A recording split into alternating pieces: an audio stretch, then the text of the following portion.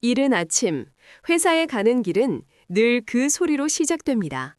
커피를 타는 철 나락하는 소리와 함께 퍼지는 그 특유의 향기.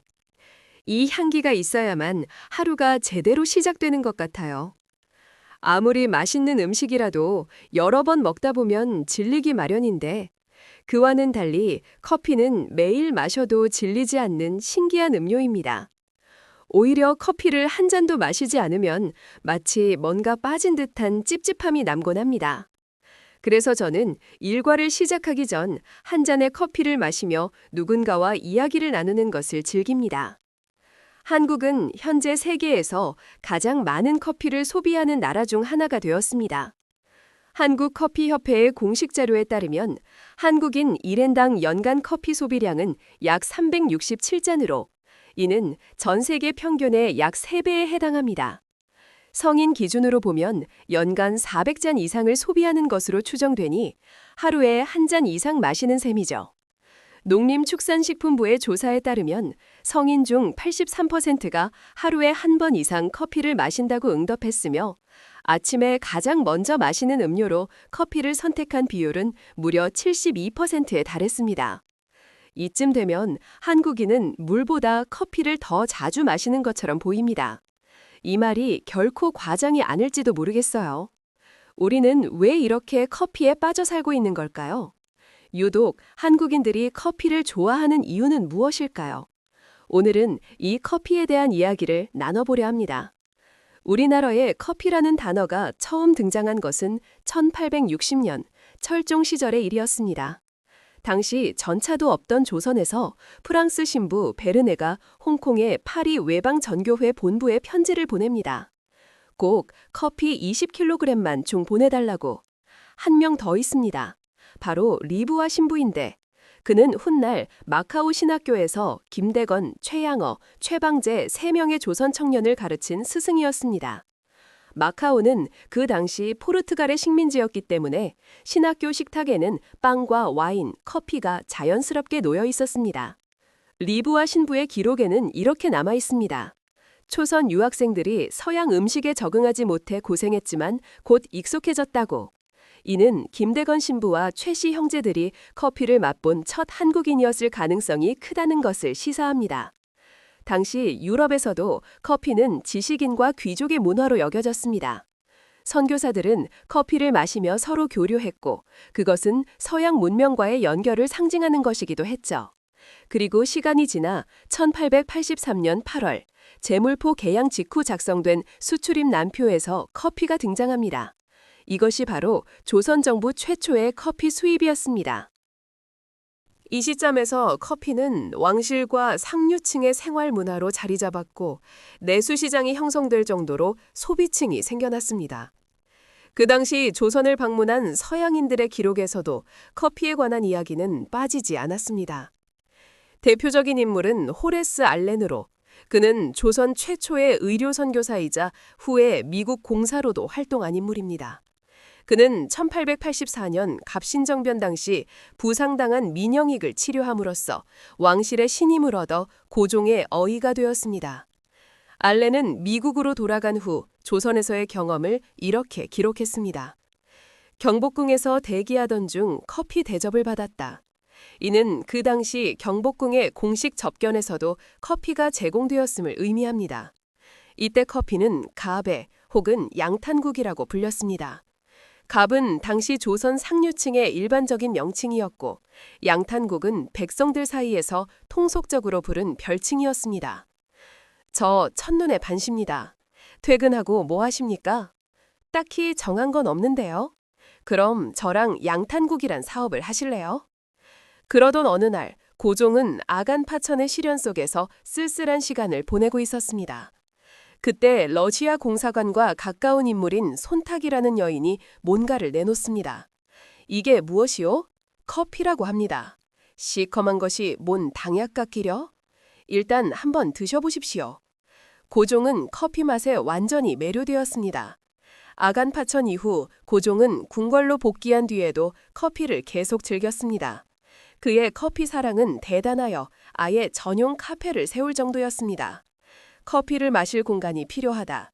그곳에서 서양 외교관을 대접한다면 얼마나 좋은 일인가. 정관안이라는 건물이 적합하다고 제안했습니다. 그래하자 물론 손탁이 처음 고종에게 커피를 소개했다는 사료적 근거는 없습니다. 다만 구술과 회고에 기반한 이야기지요. 그러나 이를 뒷받침하는 간접적 근거는 존재합니다. 아간 파천 당시 고종은 실제로 러시아 공사관에서 약 1년간 거주했고 러시아 외교관과 손탁 등 서양인들이 함께 지냈습니다.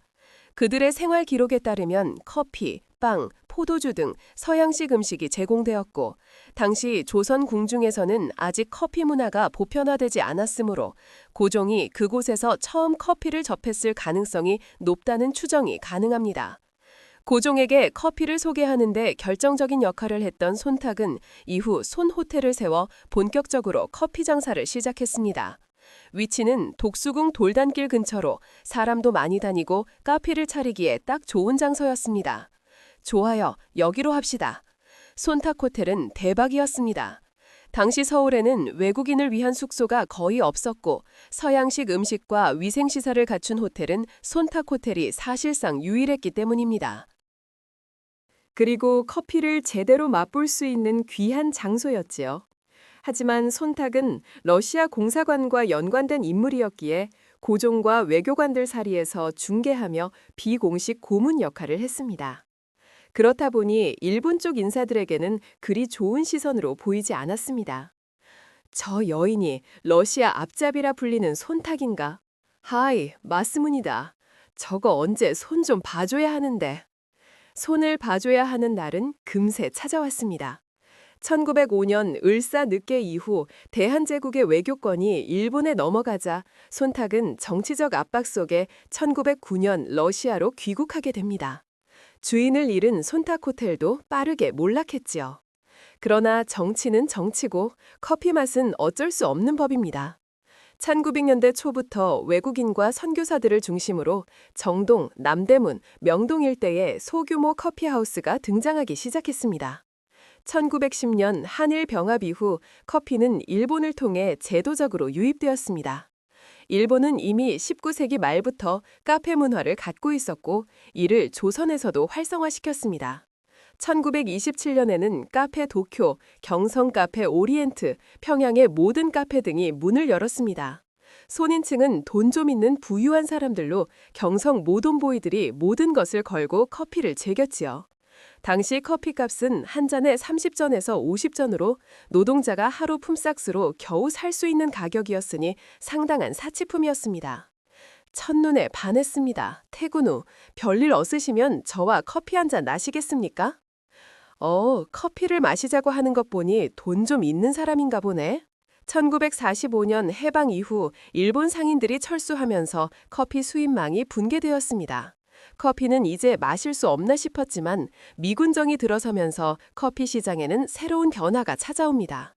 미군의 군납품으로 맥스웰 하우스, 폴스 같은 인스턴트 커피가 대량으로 유입된 것이지요.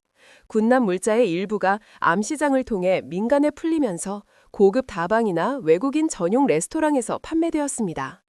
이거 어제 어렵게 구한 따끈따끈한 커피야. 나 아니면 이거 못 구했지.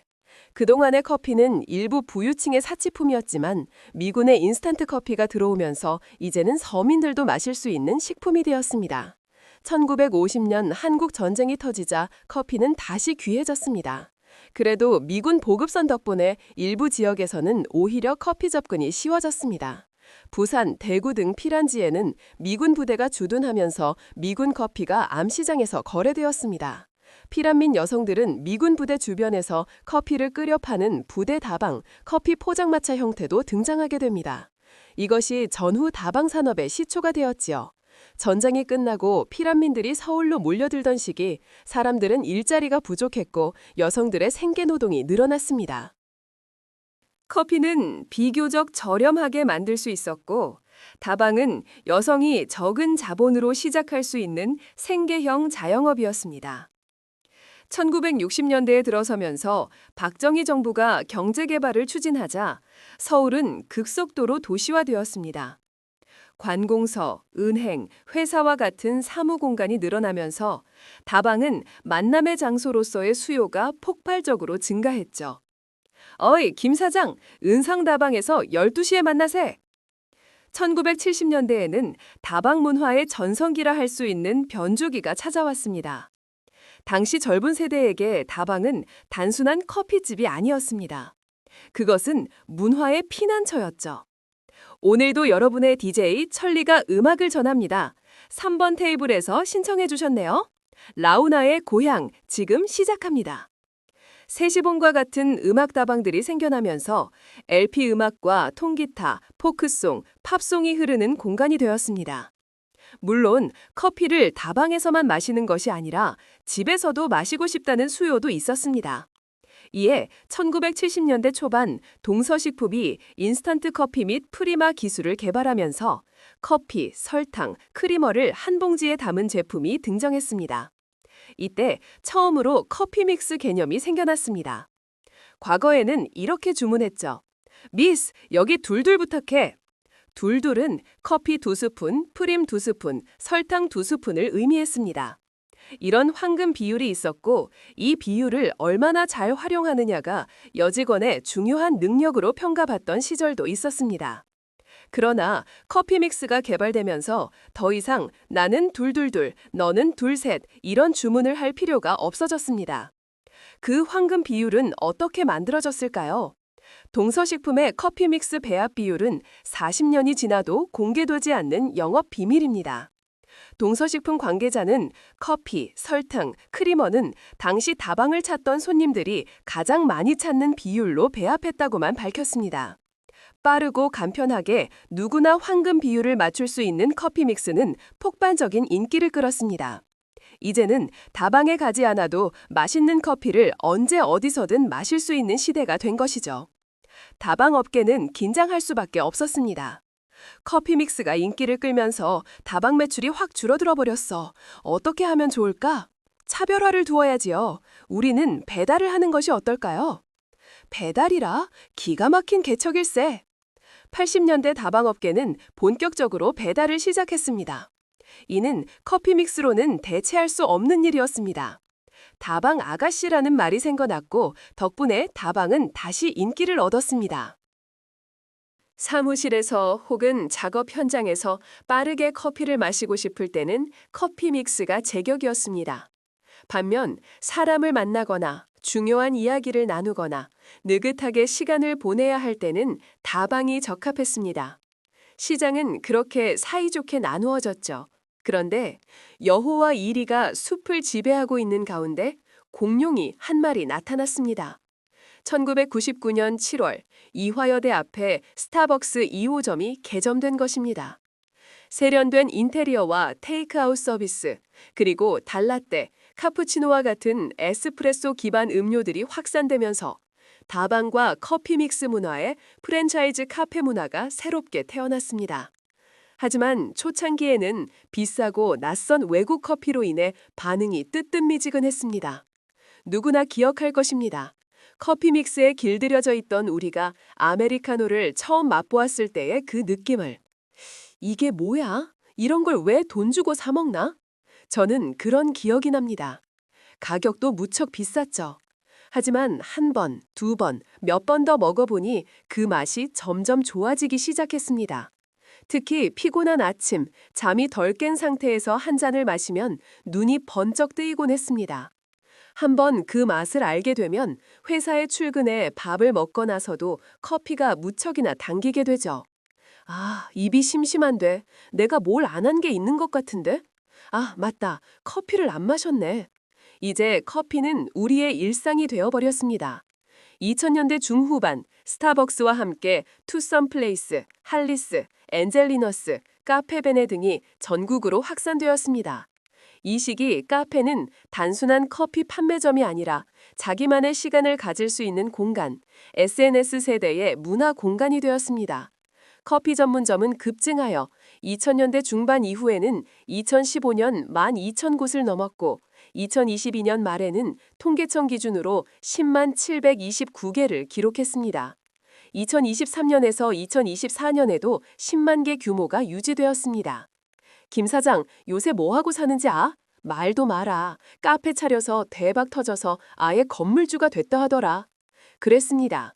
커피 전문점이 들어서던 초반에 카페를 차린 사장님들은 많은 수익을 올렸습니다. 반면 다방은 이미지적으로 낡은 공간, 중장년 전용이라는 인식이 퍼지며 급속히 사라졌습니다.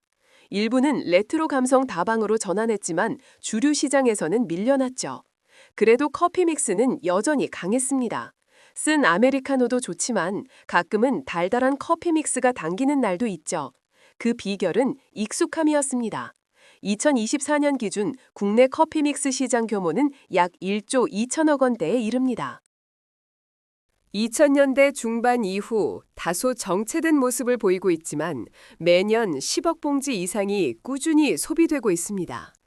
한국인에게 커피는 단순한 음료가 아니라 과거와 추억의 상징이었죠. 1970년대의 노동자들에게 1990년대 IMF 시절의 커피는 따뜻한 위로가 되어 주었습니다.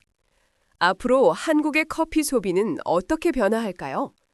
성장세를 유지하면서 소비자의 요구는 변화의 전환기에 접어들 것입니다. 프랜차이즈 중심 시장의 경쟁이 치열해지면서 몰락하는 브랜드도 등장할 것입니다. 고급형 차별화 커피 브랜드가 힘을 얻을지, 저가형으로 나아갈지, 아니면 완전히 고급화하여 비싼 가격에 팔 것인지 고민할 것입니다. 애매한 포지션의 브랜드는 도태될 가능성이 높습니다. 동시에 편리함과 디지털화가 강화되면서 배달과 모바일 주문이 자연스러운 선택이 될 것입니다. 커피의 이미지는 느긋하고 우아하며 편안함을 주지만 커피 시장의 경쟁은 언제나 그랬듯이 총성 없는 전쟁과 같습니다. 물러나옵니다.